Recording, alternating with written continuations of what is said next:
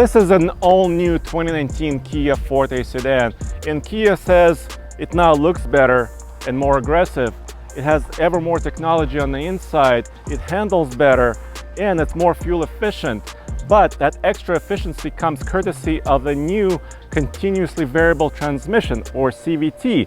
Kia calls it IVT for intelligent variable transmission. The old 6-speed automatic is gone, but the new transmission in combination with this 2-liter naturally aspirated 4-cylinder with 147 horsepower and 132 pound-feet of torque gives you better fuel efficiency, significantly better.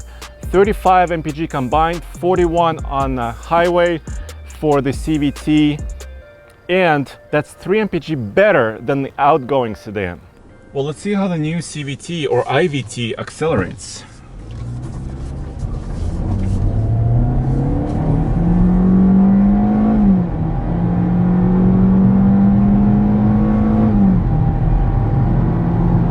That's about 60 miles an hour, so it's actually imitating shifts, and you could always throw it in sport mode, so move the shifter to the left, boom, sport mode is enabled, and that holds high RPMs a little bit longer, also makes the steering a little bit heavier. I think where this car shines really is its handling. On this twisty road, I can really throw it into a corner. It's pretty neutral and well balanced. The suspension is set up a little bit more on the comfort side of things, which is good for this segment. You don't want something very stiff. When you accelerate with this transmission, there's still a slight delay. It almost feels like a turbocharged engine, and it's not.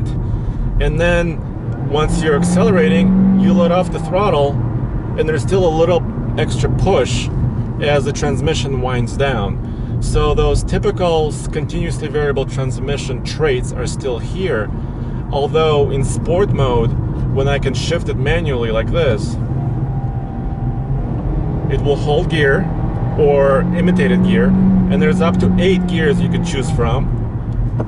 It shifts very quickly, as you can see here, and that makes it fun, although there are no paddle shifters. I really kind of was looking for that on the steering wheel. That would be a lot of fun to just kind of bang the gears, even though this is a CVT.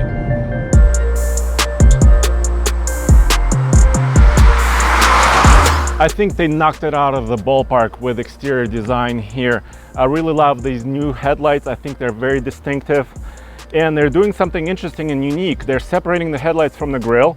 A lot of other manufacturers actually connect them, and they actually separate the blinker from the headlight unit, so it's now lower in the front and the same in the rear. I think it's a very handsome sedan. Kia says it should remind you of a Kia Stinger. I don't think so. It doesn't really remind me of that, but I just think it's a really aggressive looking compact sedan. Once again, on the inside, Kia did a great job with design, in my opinion. The way that the dash is laid out, there's not a lot of buttons. They kept it minimalistic, and I think that's a great thing, including this 8-inch touchscreen in the middle with a map feature. Although I do wish that the reverse camera was a little bit more high resolution. Everything else, including the cooled seats and the dual zone climate control, it just makes it seem like a more expensive car, but you can have an EX for just over $21,000. And this launch edition here is going to go for $25,200. Available Android Auto, Apple CarPlay, standard, safety systems, standard. That includes blind spot monitoring, forward collision warning, adaptive cruise control. Although adaptive cruise control only works above 20 miles an hour, I really wish it actually brought you down to 0 in traffic. Back seat room. Kia says 35.7 inches of legroom. For me, I'm 6'2", it's a little bit tight, and the headroom is a little tight. But for a compact sedan, I think this is par for the course. I really like the rear vents here as well.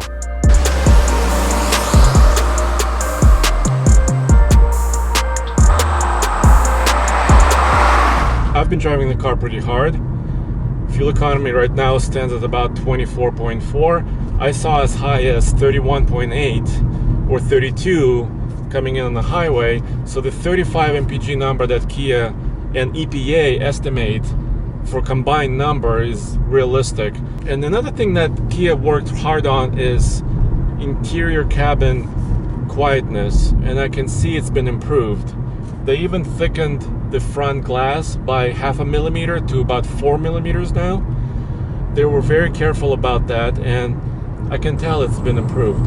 If you don't like the CVT or this new IVT transmission, you could still choose the 6-speed manual, which is available in the new Forte. So that brings the price down, but that also brings the fuel economy numbers down by about 4 mpg.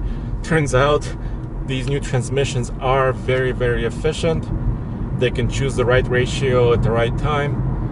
But if you still want to have fun with a manual transmission, you can do it.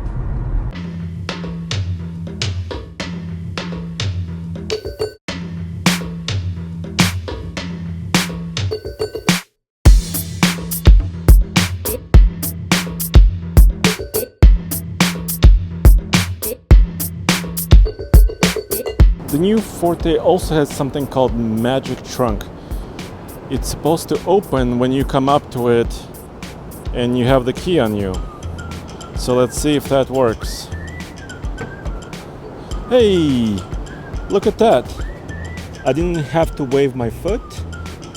The 15.1 cubic foot trunk opened all by itself. I really like this center armrest with cup holders. It's a nice touch for a compact sedan. If you pull right here, the back seats will fold. They fold fairly flat, but there is a bit of a ledge here. And then of course it's 40/60, so if you want to put 5 people here, you still can. Cup holder here. And then in the center console, there is also a 12-volt power port. Actually, it's a USB charger inside the console, but there's not one on the back of the console, so the rear passengers may have to use this one. The front passengers have a USB underneath the center console, underneath the wireless charger. 2 cup holders in the center, and another cup holder in each of the front doors. There's only one auto up and down window on this car. It's the driver's side front. The other ones still, you have to hold them. Power mirrors on this.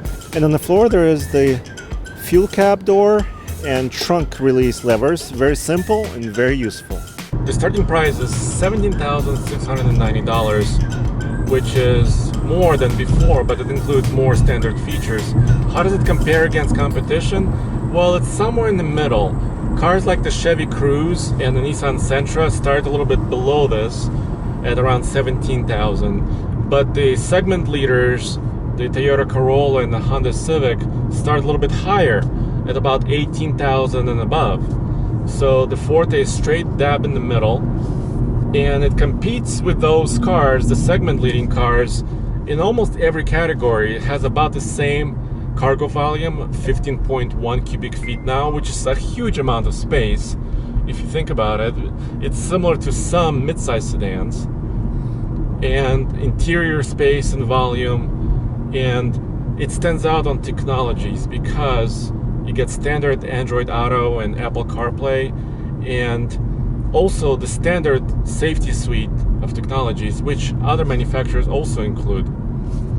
The base car with the CVT starts at $18,590, about $900 more than the manual.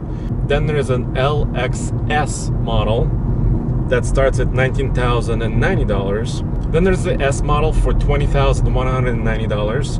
Then the EX at $21,990. And finally, there is a launch edition car that comes out in November. And this is the car basically that I'm driving right now, minus the rear spoiler on the deck lid. And the price for that one is $25,200, but that includes everything here, including the sunroof. The base car starts with a 15-inch rim, a steel rim. Then you can step up to a 16 alloy wheel, or this 17 alloy that you see on this car. Kia did a lot of good things with this new Forte sedan. I think they got the styling right, the usability and utility of this sedan are top notch, and the fuel economy is right there with competition, and so is price, right smack in the middle. Yes, the CVT has a small delay, but overall, I think this new Forte will boost sales for Kia. After all, this is their most popular sedan. Go back to tflcar.com for more news, views, and real-world first drive reviews.